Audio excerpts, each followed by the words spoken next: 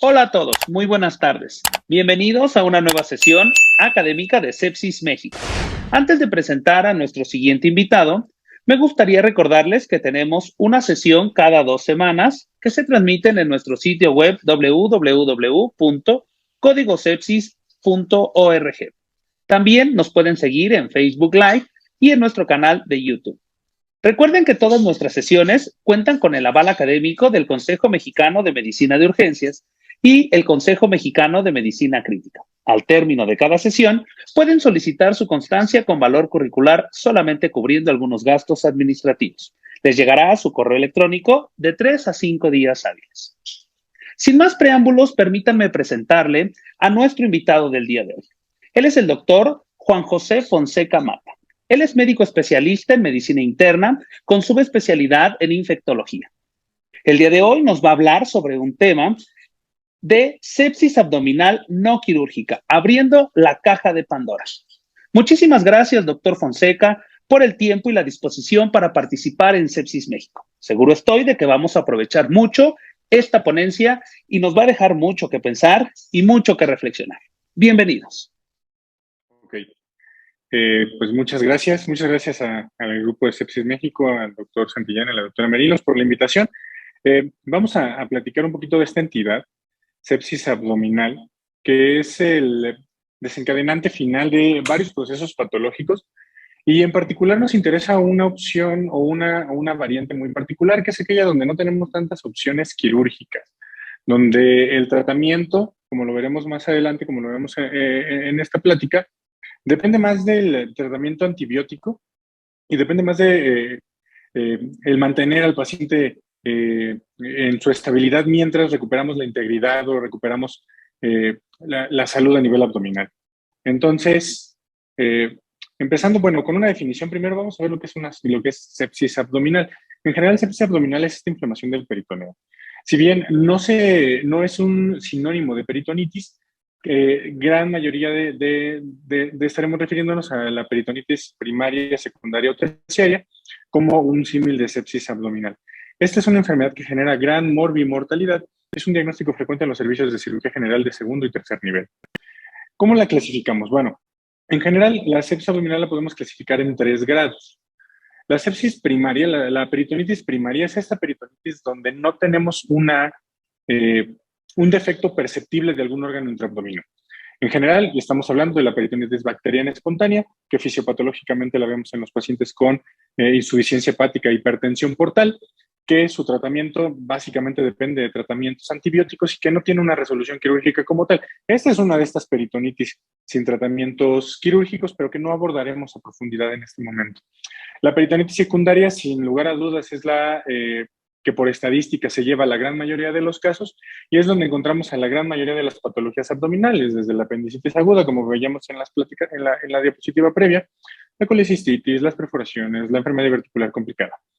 Esta sepsis secundaria, esta peritonitis secundaria, tiene como pilar de su tratamiento la resolución de la integridad anatómica, por la razón que sea, y de los modos que se prefieran por parte de los servicios quirúrgicos, pero la intención del tratamiento es restaurar la anatomía.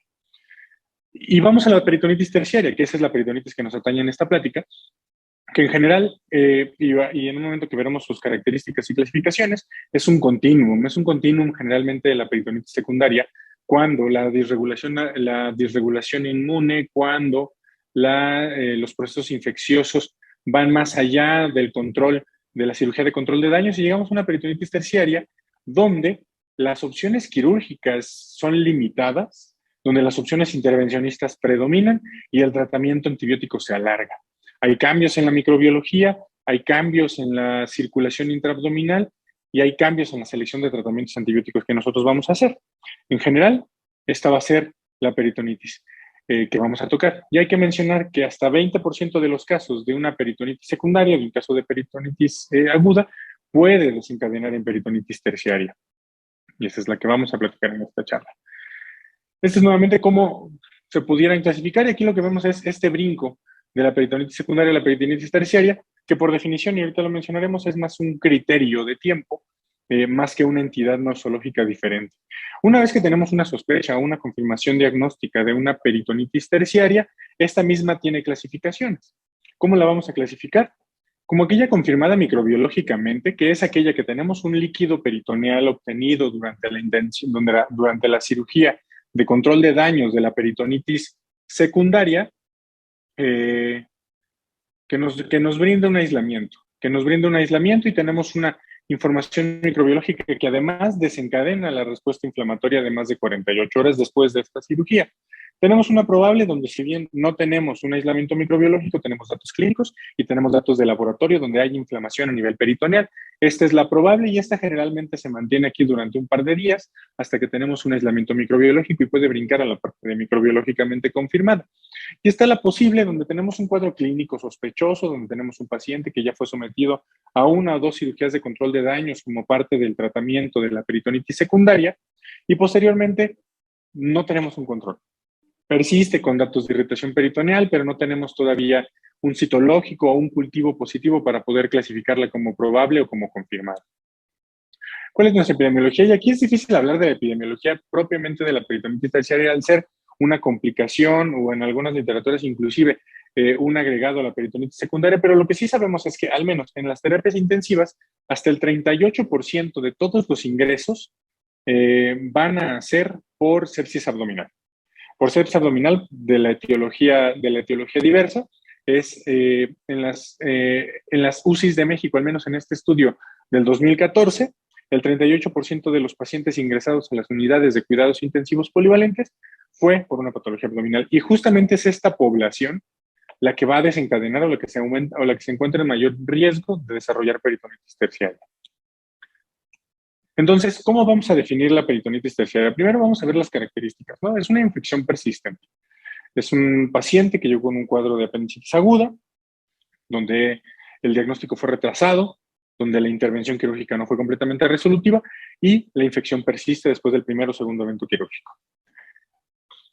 Esta intención de tratamiento, tratamiento antibiótico que llevó por la peritonitis secundaria va a causarnos una alteración en la microbiota intestinal de este paciente, va a hacer que tengamos fallas en la respuesta inmune, por lo tanto no hay una resolución del foco y puede haber disfunción orgánica. Estas son las características de la peritonitis terciaria. ¿Cuáles son los desencadenantes? Como habíamos mencionado, pues hay falla en el control del foco. Las cirugías no son resolutivas por las complicaciones técnicas de cada paciente. Va a haber tratamientos antibióticos inadecuados, que mencionaremos casi al final de la plática, cuál es su importancia y cuál es su impacto. Y también va a haber disfunción inmunitaria, generalmente en los pacientes con alguna alteración de su sistema inmune, ya sea adquirida o innata. Y en general, pues la definición va a ser esta. Es una infección a nivel abdominal que persiste más de 48 horas después de un intento de control quirúrgico que se considera adecuado. Estos pacientes son los que caen en la clasificación de peritonitis terciaria y esta es esta población donde, al ya haber sido sometido a uno o más procedimientos quirúrgicos que reinstauraron la anatomía, que corrigieron el foco infeccioso, pero persisten con datos de respuesta inflamatoria, nos encontramos en el escenario de la peritonitis terciaria con opciones quirúrgicas limitadas. ¿Y cómo se ve? Pues se ve así. Este es un artículo del 2014, solamente de un paciente, donde vemos cuál puede ser la evolución de la peritonitis terciaria. Una de las características de la peritonitis terciaria y dentro del manejo que todavía puede ser quirúrgico es el manejo del abdomen abierto. No me voy a meter a profundidad a esta parte, porque esto es más del área quirúrgica, pero más o menos esta es la evolución. Sí hay opciones quirúrgicas para la peritonitis terciaria. Son limitadas y son más de sostén, pero más o menos esta es la evolución que nosotros llegamos a tener. Desde tener una peritonitis fecaloide diseminada con un abdomen incapaz de cerrarse, hasta tener una cura, donde empiezan los drenajes y empieza la reinstitución de la pared abdominal. ¿Cuáles son los factores de riesgo? ¿Cuáles son esos factores que vamos a tener? Los podemos clasificar como entras, factores del paciente, factores de los procedimientos quirúrgicos y los factores de los tratamientos antibióticos y la microbiología del paciente. La edad, los pacientes adultos mayores tendrán más riesgo de hacer peritonitis terciaria, los pacientes en desnutrición, el origen de la peritonitis, en general las peritonitis del tracto digestivo superior, dígase estómago, o primera porción del duodeno tienen más riesgo de hacer peritonitis terciaria y la microbiota multidrogo resistente, que si bien en un paciente que no ha recibido tratamientos antibióticos previos, uno sospecharía que no hay una incidencia alta de multidrogoresistencias, podemos encontrarnos ya pacientes que han recibido tratamientos antibióticos de manera ambulatoria y que la microbiota inicial al momento de nosotros iniciar el tratamiento ya puede ser resistente a las primeras opciones terapéuticas ya dentro del hospital. Otros factores de riesgo, pues bueno, la estancia en UCI. Y como habíamos comentado, hasta el 20% de estos pacientes con peritonitis secundaria con una perforación de intestino por una enfermedad diverticular complicada pueden pasar a una peritonitis terciaria. ¿Cuáles son otros factores de riesgo? Pues como lo habíamos comentado, que la infección sea del estómago, la primera porción del duodeno, aumenta el riesgo hasta 4 veces, casi 5 veces. Que sea una cirugía de urgencia, o sea, que el motivo de ingreso al servicio de urgencias sea una opción quirúrgica por una patología de urgencias, te aumenta casi 3,5 veces el riesgo de padecer peritonitis terciaria, y que durante tu estancia hospitalaria tengas nutrición parenteral total. Estos son los factores que más riesgo te dan de padecer peritonitis terciaria. ¿Qué escalas podemos evaluar como para tratar de darnos un riesgo? En general se han evaluado varias escalas. Escalas clínicas y marcadores bioquímicos. El Apache y la escala de Menge son 2 de las escalas para riesgo de peritonitis que pueden evaluar el riesgo de tener una peritonitis complicada. En general, los puntos de corte dependen de las poblaciones. Si leemos población europea, americana o latinoamericana, cada un punto de corte dará diferente riesgo. Lo que sí tenemos que saber es que un paciente, mientras puntos de corte más altos que nos reflejan pacientes más graves, son los que más riesgo tendrán de desencadenar una peritonitis terciaria. Y para México, en esta población del Hospital General de México, que hicieron justamente esta evaluación, con el índice de peritonitis de Mannheim, ellos encontraron que más de 20 puntos al ingreso hospitalario traducen o ponen en riesgo a nuestro paciente en tener una peritonitis complicada. Si cumplen o no los criterios de peritonitis terciaria, son evaluaciones paciente por paciente, pero una escala de Mannheim mayor de 20 puntos nos tiene que llamar la atención. Ese debe ser nuestro primer punto de atención para saber que nuestro paciente va a pasar de una peritonitis secundaria a una peritonitis terciaria. Otras escalas de evaluación, como veíamos en la previa, la PCR, la procalcitonina, otros marcadores inflamatorios, se han utilizado, desafortunadamente carecen de especificidad al momento de encontrarnos con patologías inflamatorias diseminadas. La elevación de los marcadores inflamatorios tienden a ser poco específicos, aunque pueden llegar a ser muy sensibles. Y hay combinaciones de PCR, proteína C reactiva, más escala de Apache, o de PCR más escala de Mannheim, que nos pueden dar una mayor especificidad y una buena sensibilidad para decir cuáles de nuestros pacientes tienen riesgo de desencadenar una peritonitis terciaria. ¿Qué implica la fisiopatología de la peritonitis terciaria? Como lo habíamos comentado, ¿no? Parte de la definición y parte de los factores de riesgo nos implican la fisiopatología. Son pacientes que van a tener parálisis inmune, son pacientes que desencadenan una reacción inflamatoria muy elevada en los momentos iniciales de la inflamación, pero que después tienen una parálisis inmune, entran a esta parte de parálisis inmune, incapaces de resolver la inflamación o de contrarrestar la inflamación, estar invadidos o colonizados por patógenos multidrogorresistentes que fallan a las primeras intenciones de tratamiento antibiótico, donde puede haber disfunción endocrina, pacientes diabéticos o pacientes con insuficiencia suprarrenal aguda, que también van a desencadenar en mayor riesgo. Son pacientes que se encuentran en hipercatabolismo y esto traduce la desnutrición de la que platicábamos, y la disfunción orgánica múltiple como un subrogado de la gravedad de nuestros pacientes. Todo esto se va a conjuntar y va a desencadenar la peritonitis terciaria, esta patología que nos trata ahora. ¿Cómo es la historia natural? ¿Cómo se comporta la peritonitis terciaria? Pues bueno, dejando de lado la peritonitis secundaria, ¿qué sigue después, no? ¿De qué depende el resultado de la peritonitis secundaria? Pues cuál va a ser el manejo de la patología inicial en general, el retraso del tratamiento quirúrgico o intervencionista y el inicio inadecuado o no de los tratamientos antibióticos para los aislamientos finales de nuestros pacientes. Las comorbilidades de nuestros pacientes, como lo habíamos comentado, de edad avanzada, pacientes con inmunodeficiencias primarias o adquiridas, nos van a poner en mayor riesgo de peritonitis terciaria. Como habíamos comentado, el tiempo al intento de control y las características fenotípicas y genotípicas, la respuesta inmune del paciente al insulto abdominal.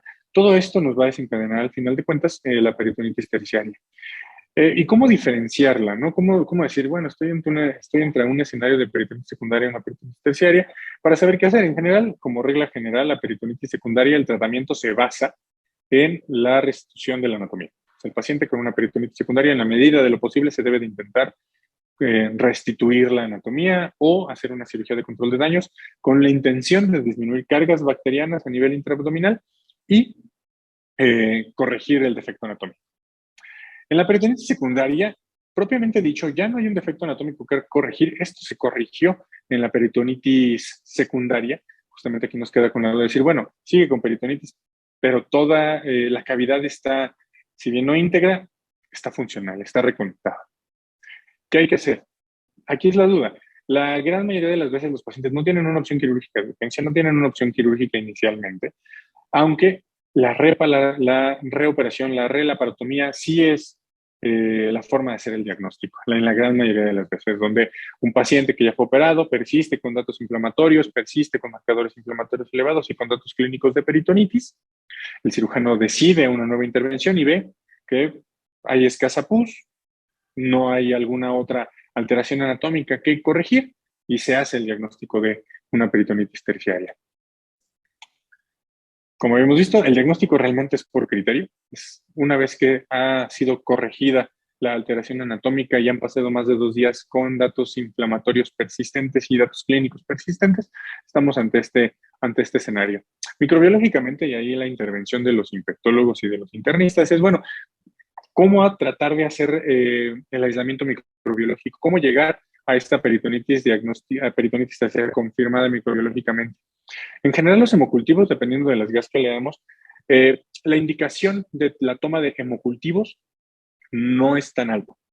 En pacientes con peritonitis comunitaria aguda no grave, realmente la ITSA en su guía del 2016, perdón, no daba una recomendación alta para toma de hemocultivos en el paciente con sepsis comunitaria. Sin embargo, la toma de los hemocultivos y el aislamiento, si bien la sensibilidad es baja, dependiendo de la literatura, puede ir del 30 al 60% de obtener un hemocultivo positivo con el agente causante de la infección intraabdominal, la especificidad puede ser alta, puede haber una correlación cercana al 90% de lo que aislemos en la sangre con lo que hay en el abdomen en las infecciones abdominales complicadas. Y lo que sí nos sirve es para saber orientar nuestro diagnóstico hacia los antibióticos que pueden ser de utilidad. La Sociedad Mundial de Cirujanos de Urgencia, sin embargo, mencionan esto, que los hemocultivos, y esto tomando referencia de las guías de Surviving Sepsis, es que sí, para todo paciente con un proceso infeccioso agudo grave, tiene que tomarse hemocultivos previo al inicio de tratamientos antibióticos, pero tiene una lógica semejante. Si bien pueden salir negativos y eso no significa que no tengamos una infección intraabdominal, si salen positivos, nos orientan a identificar cuál es el patógeno causante de la infección. Y esto toma relevancia en las infecciones, en la peritonitis terciaria. La peritonitis terciaria generalmente ya se clasifica como una infección intrahospitalaria. Y de estas infecciones intrahospitalarias, el cambio en la microbiología es importante. Nos desplazamos de enterobacterias sensibles, en teoría, como E. coli o Klebsiella, a gram negativos multidrogo resistentes, que dependiendo del hospital van a ser pseudomonas o Acinetobacter baumannii, enterococos o levaduras. Y para eso los hemocultivos tienen un gran valor porque nos ayudan a reorientar nuestro tratamiento antibiótico inicial. Y hablando de la microbiología, pues bueno, algo que nos orienta a la microbiología es saber dónde hay el defecto anatómico primeramente.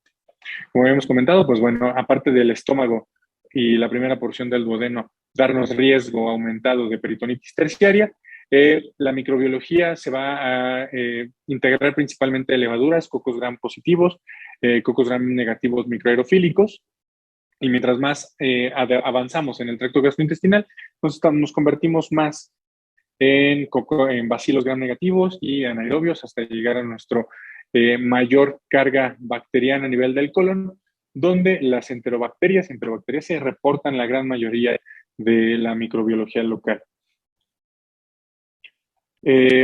¿Cómo es que cambia esta microbiología, no? La microbiología de un paciente que llega al servicio de urgencias va a ser diferente a la microbiología de un paciente una semana en una unidad de terapia intensiva.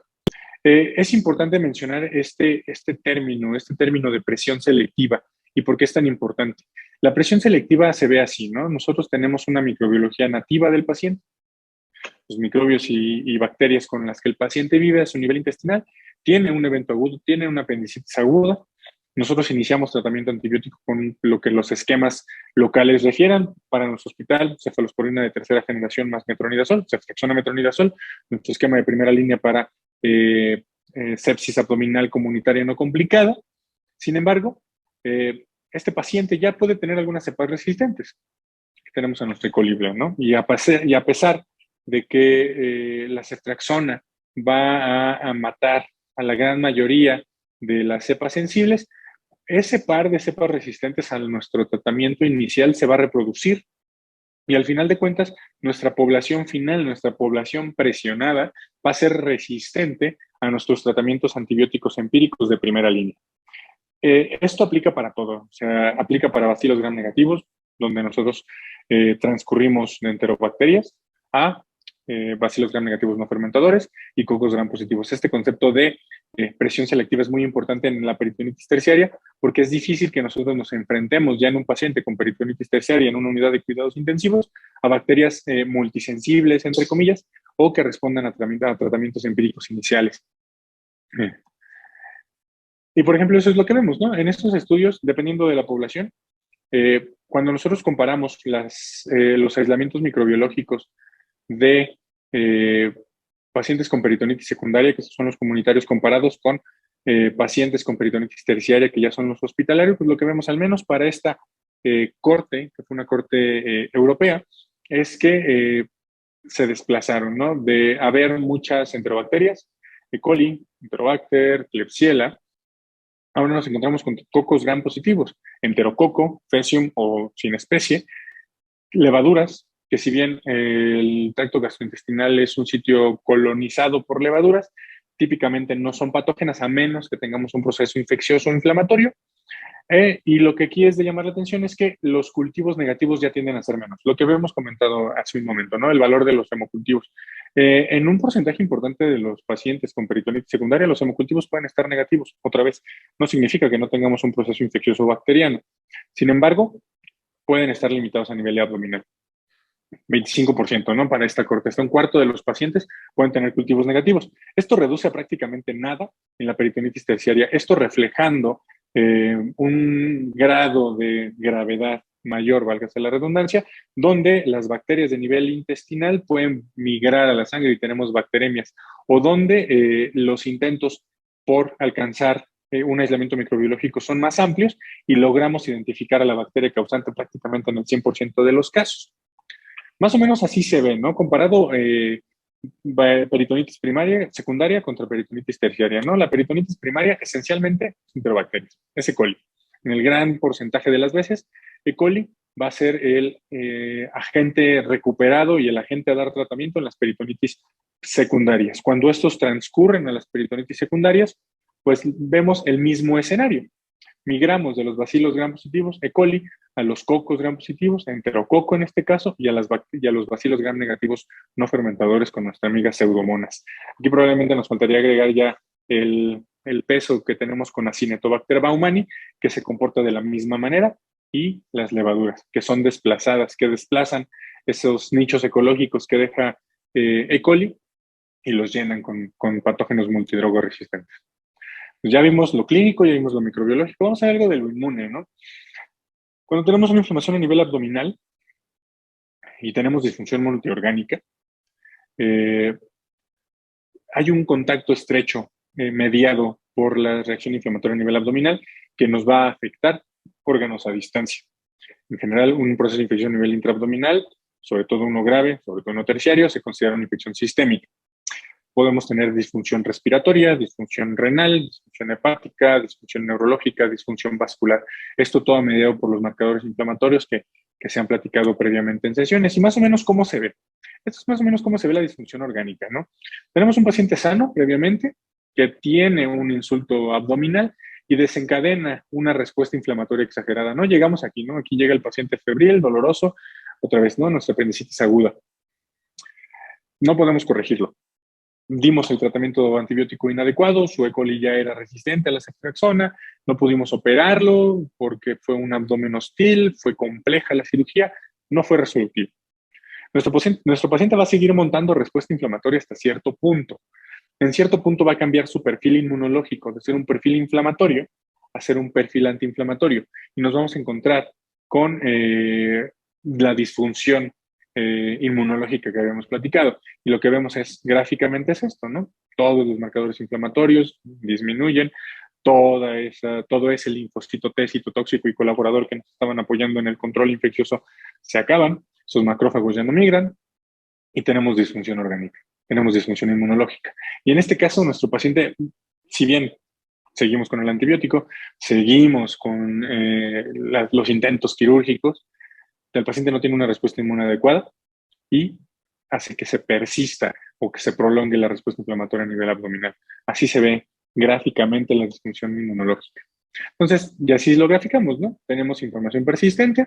Esta inflamación persistente, además, al momento de tener perdidas las barreras anatómicas, tenemos colonización, tenemos infección persistente, más disfunción orgánica, como más disfunción inmune, tanto celular como humoral, como les he comentado, hay agotamiento de los linfocitos T, y todo, pues, nos lleva a la disfunción inmunológica.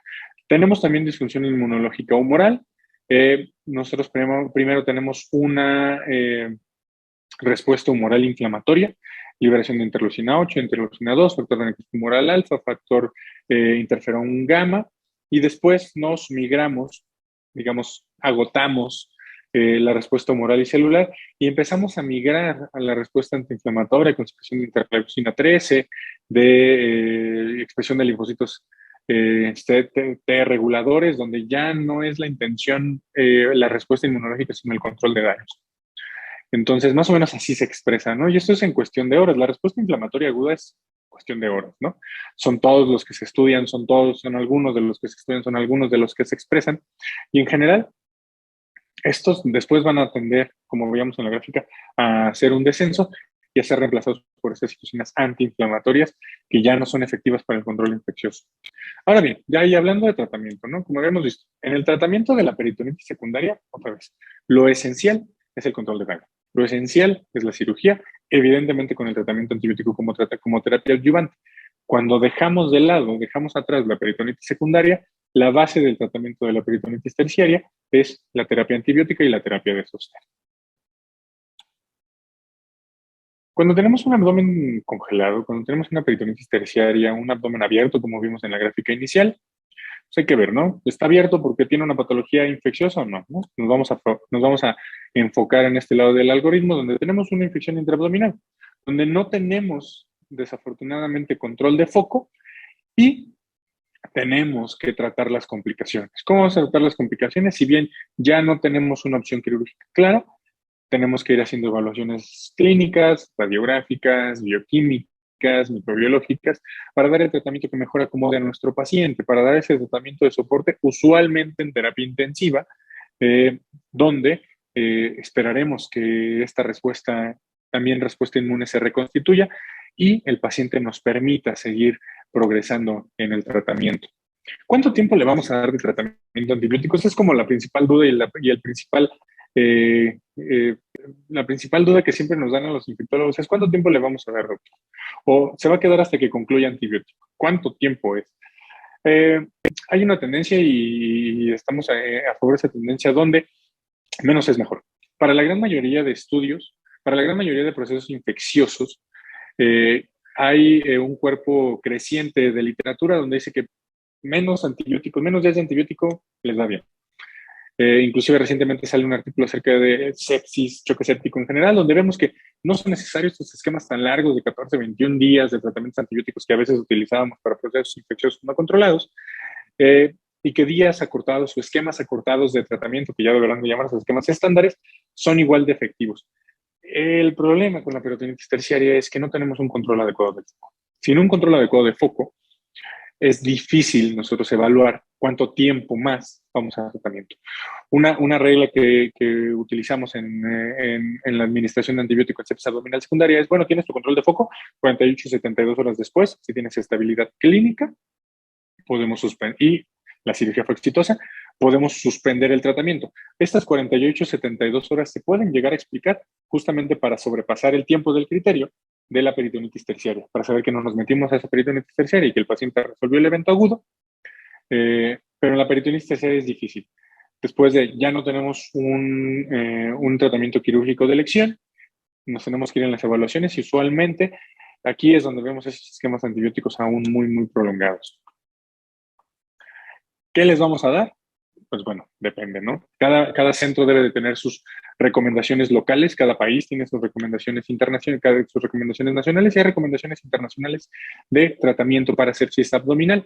En general, para la comunitaria y que ya lo hemos mencionado un poquito, cefalosporines de tercera generación, nitroimidazoles como el metronidazol, quinolonas, con todos los asegúnes que podamos tener, son parte del tratamiento para las no graves. Carbapenémicos, beta-lactámicos más inhibidor, nuevos beta-lactámicos para las complicadas.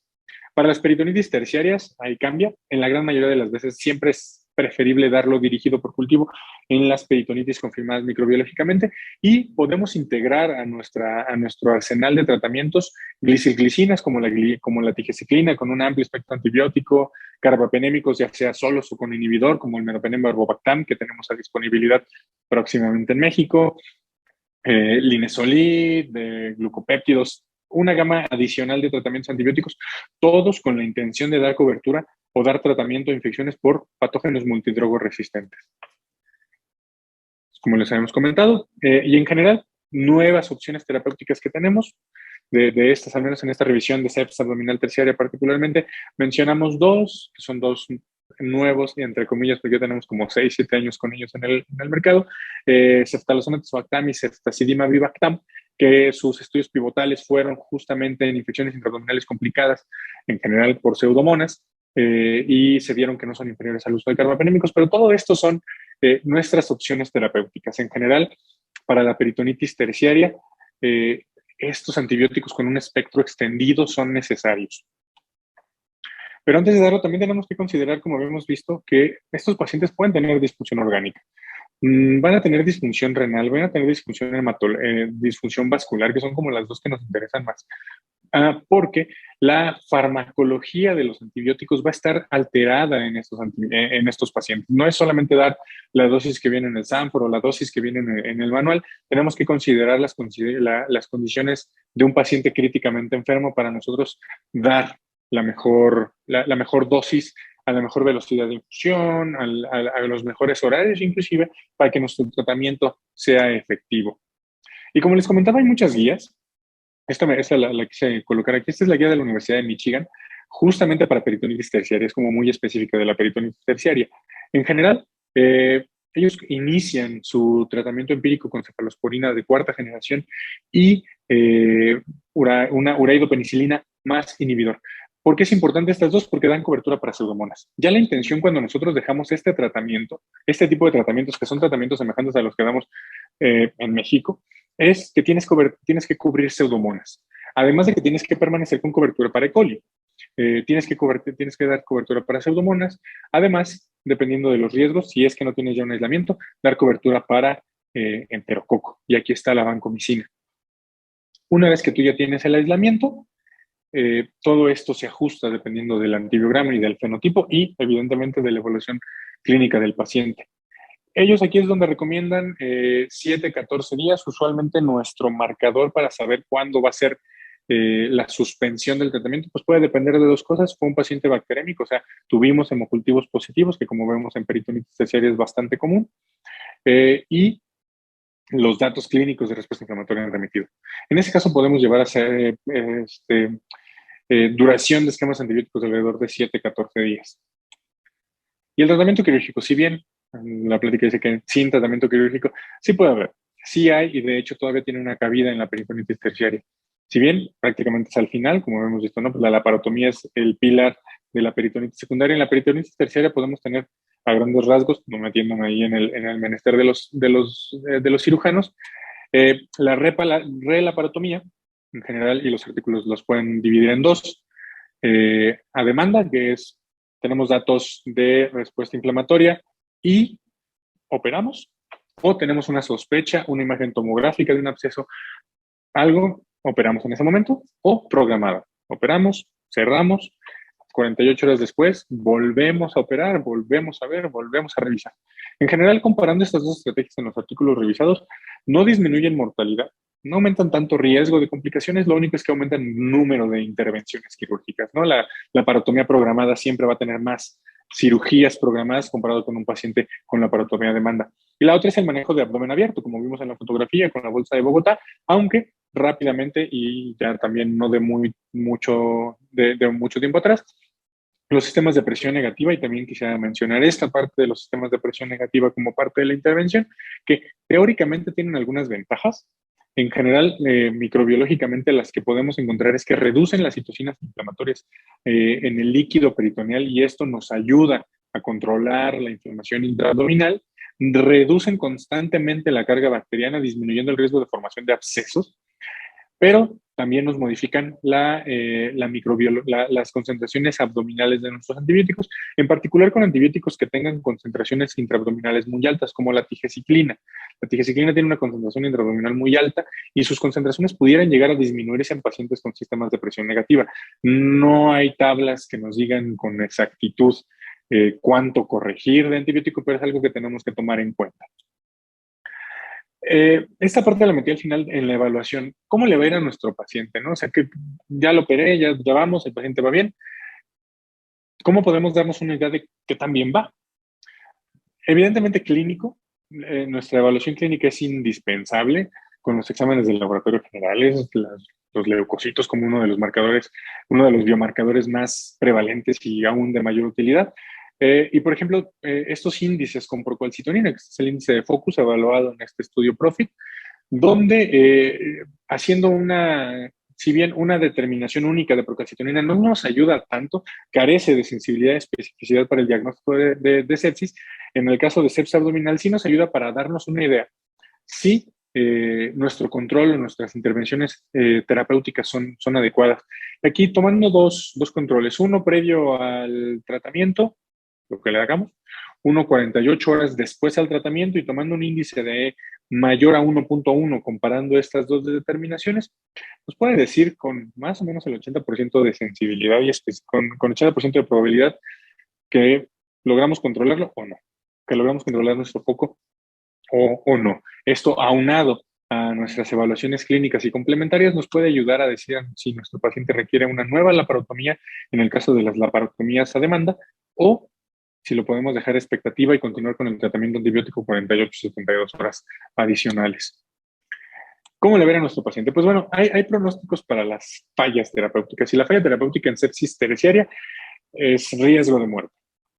¿Cuáles son algunas de ellas, no? Retraso en las intervenciones, lo que hemos platicado, que nuestro paciente sea un inmunocomprometido, que no podamos dar el tratamiento adecuado, que la peritonitis sea una difusa, que sea un paciente desnutrido, hipercatabólico, chocado, con falla multiorgánica. Evidentemente, mientras más grave esté nuestro paciente, más riesgo de fallecer va a tener. La edad avanzada nos da un riesgo 100 veces más, una vez más. Que nuestro paciente tenga alguna enfermedad cardiovascular, esto como reflejo de insuficiencia arterial o ya de alteraciones cardiovasculares. Que nuestro paciente sea un paciente oncológico, que esté en hemodiálisis, otra vez esto reflejando ya las fallas orgánicas previas, o que tenga una hepatopatía, otra vez también reflejando las fallas orgánicas previas, nos aumentan el riesgo de mortalidad desde el 1 hasta 5 veces más en un paciente que desencadene peritonitis terciaria. Y este es el peso del antibiótico inadecuado y de la cirugía inadecuada. La pusimos hasta el final que buscábamos el punto exacto. ¿Cuáles son las dos cosas que más nos afectan que nuestro paciente va a fallecer en el contexto de peritonitis tanto secundaria como terciaria? Un control inadecuado de foco nos aumenta 7 veces el riesgo de un final fatal para nuestro paciente. Comparado, y no menor, con el tratamiento antibiótico inadecuado, cerca de 4 veces más de riesgo. Estas dos, solo ellas, nos dan un riesgo aumentado de cerca del 14 veces de que nuestro paciente tenga un desenlace fatal en el contexto de peritonitis aguda. Esta es como la tabla que encontré que me gustó, como cuál es el abordaje completo y la historia natural de la peritonitis terciaria, donde tenemos nuestro paciente desde el inicio, donde se opera, donde falla, donde por las razones que sean no logramos un control de foco, y llegamos a la peritonitis terciaria, donde ya la infección, donde ya la cirugía no es lo más importante, sino mantener a nuestro paciente en el mejor control y en las condiciones más estables posibles para dejarlo recuperarse. Entonces, esto resume lo que hay que abordar a nuestro paciente. Como conclusiones, pues bueno, queremos decir que la peritonitis terciaria y en general la peritonitis aguda es una patología de alta morbilidad, mortalidad y gastos para los servicios de salud. Es una patología de diagnóstico difícil, sobre todo porque depende de un diagnóstico de tiempo. O sea, tenemos que esperar a ver si nuestro paciente va a desencadenar peritonitis terciaria. Es difícil su evaluación microbiológica. Como vimos, los hemocultivos carecen de sensibilidad, aunque sean muy específicos. Los cultivos intraabdominales, aunque tienen mucha sensibilidad y especificidad, no siempre los tenemos al acceso ya en pacientes con cavidades congeladas o abdómenes hostiles. El control de foco es difícil porque las opciones terapéuticas, quirúrgicas con las que contamos son pocas. La duración del tratamiento es incierta. Podemos irnos a esquemas antibióticos muy prolongados hasta que nuestro paciente tenga respuesta clínica. Y en general, estos pacientes van a ser necesarios su manejo en unidades de cuidados intensivos durante tiempo prolongado con todas las complicaciones que esto conlleva. Con esto termino. No sé si tengamos algunas preguntas y de antemano pues agradecer la invitación para esta plática y esperando que haya sido de provecho. Muchas gracias. Agradezco mucho la ponencia del doctor Juan José Fonseca Mata. Muchas gracias a todos también por participar. Una excelente plática. Me parece que nos queda muy claro conceptos sobre que no toda la sepsis abdominal es quirúrgica y más ahora con tantos pacientes que se presentan tanto en el servicio de urgencias como en terapia intensiva y como en cada uno, seguro estoy, de nuestros hospitales. Muchísimas gracias a todos, doctor. De nuevo agradecido por la participación en Sepsis México y a cada uno de ustedes les agradezco su presencia. Hasta luego. Agradezco mucho al doctor Juan José Fonseca Mata por su excelente presentación. Nos queda más claro que no toda la sepsis abdominal tiene que ser quirúrgica. Los invitamos a que también sigan nuestro sitio en nuestra página web www.códigosepsis.org. También en Facebook Live y se va a encontrar disponible esta misma sesión por estos medios que les acabo de mencionar. No olviden que pueden solicitar su constancia con valor curricular, solamente cubriendo algunos gastos administrativos. Muchas gracias, doctor Fonseca, muchas gracias a todo el auditorio y nos vemos en 2 semanas.